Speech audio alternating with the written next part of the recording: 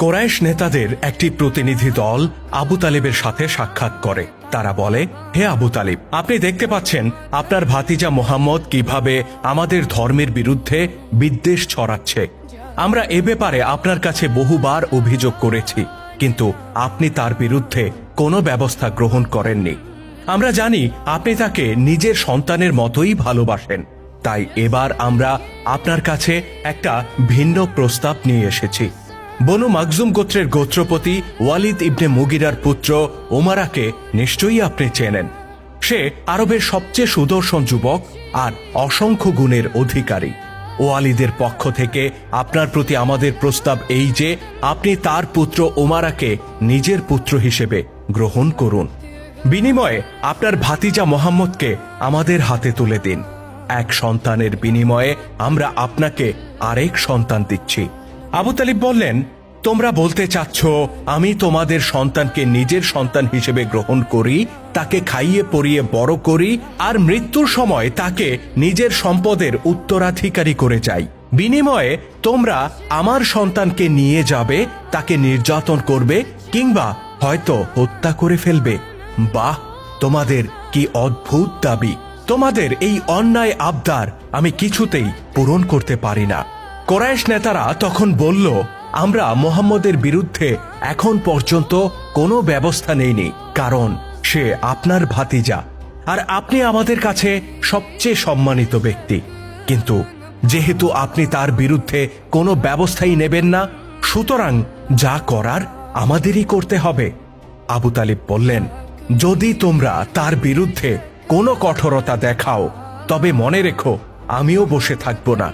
তাকে রক্ষা করতে প্রয়োজনে বনু হাশিম গোত্র তোমাদের বিরুদ্ধে যুদ্ধ করবে। ইসলামের ইতিহাসে বড় রহস্যময় চরিত্র এই আবু তালিব। তিনি নিজে কখনো ইসলাম গ্রহণ করেননি, অথচ যতদিন বেঁচে ছিলেন ততদিন মহানবী হযরত মুহাম্মদ সাল্লাল্লাহু আলাইহি ওয়াসাল্লামকে তিনি আগলে রেখেছিলেন। ভাতিজার প্রতি আবু তালিবের এই অকৃত্রিম ভালোবাসার বড় কারণ ছিল তিনি তার এই ভাতিজাকে ইয়াতিম অবস্থায় পেয়েছিলেন। রাসূলুল্লাহর দাদা আব্দুল মুত্তালিব মারা যাবার পর থেকে তিনি তাকে বড় করে তোলেন, স্নেহ মায়া মমতা দিয়ে তাকে আগলে রাখেন। ভাতিজা মোহাম্মদ সবার থেকে আলাদা। আগামী দিনে সে আরবের ইতিহাস বদলে দেবে, এমন একটা ইঙ্গিত আবু তালিব আগেই পেয়েছিলেন।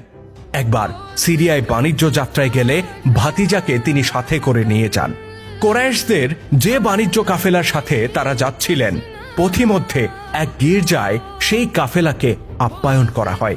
এ সময় গির্জার প্রধান পাদ্রী শিশু মুহাম্মদ সাল্লাল্লাহু আলাইহি ওয়াসাল্লামকে কাছে নিয়ে বলেন, হে বালক, কোরাইশদের দেবতা লাত উজ্জার কসম খেয়ে বলছি, আমি তোমাকে যা জিজ্ঞাসা করব তার যথার্থ জবাব দেবে। শিশু মুহাম্মদ সাল্লাল্লাহু আলাইহি সাল্লাম বলেন, আপনি আমাকে লাত উজ্জার নামে কোনো কিছু জিজ্ঞাসা করবেন না। আল্লাহর শপথ, আমি এদেরকে সবচেয়ে বেশি ঘৃণা করি। পাদ্রী তখন বললেন, ঠিক আছে, তাহলে আল্লাহর শপথ করে বলছি, আমি তোমাকে যা জিজ্ঞাসা করব তুমি তার সত্য জবাব দেবে তো? শিশু মুহাম্মদ সাল্লাল্লাহু আলাইহি সাল্লাম বললেন, আপনার যা ইচ্ছা তাই জিজ্ঞাসা করুন। পাদ্রী তখন তাকে বিভিন্ন বিষয়ে জিজ্ঞাসা করতে থাকেন। তার আচার বৈশিষ্ট্য, ভালো লাগা মন্দ লাগা সবকিছু জানার চেষ্টা করেন। অতঃপর তিনি তার পিঠের দিকে তাকালে দুই কাঁধের মধ্যবর্তী স্থানে নবুওয়াতের সিলমোহর দেখতে পান।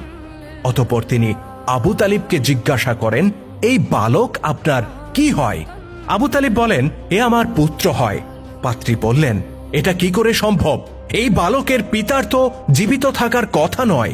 আবু তালিব বলেন, আপনি যথার্থ বলেছেন, সে আমার ভাতিজা। সে যখন মাতৃগর্ভে তখনই তার পিতা মারা যায়, আর 6 বছর বয়সে তার মাও মারা যায়। এরপর আমার পিতা আব্দুল মুত্তালিব তার দেখাশোনা করতেন। তার বয়স যখন 8 বছর তখন আমার পিতাও মারা যান, আর তখন থেকেই আমি তাকে পিতৃ স্নেহ দিয়ে বড় করে তুলছি। পাদ্রী বলেন, এবার আপনি নিশ্চয়ই সত্য বলেছেন, তার জীবনে এমনটাই হওয়ার কথা ছিল। অতঃপর পাদ্রী বলেন আল্লাহ তাকে সেই সব বৈশিষ্ট্য দিয়েছেন যেগুলো আল্লাহ আমাদের নবী রসুলদেরকেও দিয়েছিলেন। বিস্মিত আবু তালিব জিজ্ঞাসা করেন, আমার ভাতিজার ব্যাপারে আপনি কি বোঝাতে চাচ্ছেন? পাদ্রী তখন আবু তালিবকে ইনজিলে বর্ণিত ভবিষ্যৎবাণীগুলো পাঠ করে শোনান এবং নিশ্চিত করে বলেন, এই বালক একদিন নবী হয়ে উঠবে আর সমস্ত মানব জাতির মাঝে সে রহমত ছড়িয়ে দেবে। লোকেরা তার বিরুদ্ধে ষড়যন্ত্র করবে, এমনকি তার নিজের পরিবার আর গোত্র থেকেও তাকে প্রত্যাখ্যান করা হবে। আপনার উচিত হবে সমস্ত বিপদ আপদ থেকে তাকে রক্ষা করা। সেই থেকে আবু তালিব জানেন তার ভাতিজা সাধারণ কেউ নয়, তাই ভাতিজার প্রতি ভালোবাসার পাশাপাশি আবু তালিবের বাড়তি সতর্কতাও ছিল। বর্ণিত পাদ্রীর নাম ইতিহাসে বাহিরা বা বুহাইরা হিসেবে উল্লেখ করা হয়েছে। ভাতিজা মোহাম্মদের বয়স যখন 40 বছর, তখন পাদ্রী বাহিরার এই ভবিষ্যৎবাণী সত্য হয়। মুহাম্মদ সাল্লাল্লাহু আলাইহি ওয়াসাল্লাম নিজেকে নবী হিসেবে ঘোষণা করেন, শুরুতে নিজের পরিবারের কাছে, অতঃপর নিজের ঘনিষ্ঠ জনদের কাছে, তারপর প্রকাশ্যে তিনি ইসলামের দাওয়াত দেন। আর পাদ্রী বুহাইরা যেমনটা বলেছিলেন, নিজের গোত্র থেকেও তিনি প্রচণ্ড বিরোধিতার সম্মুখীন হন।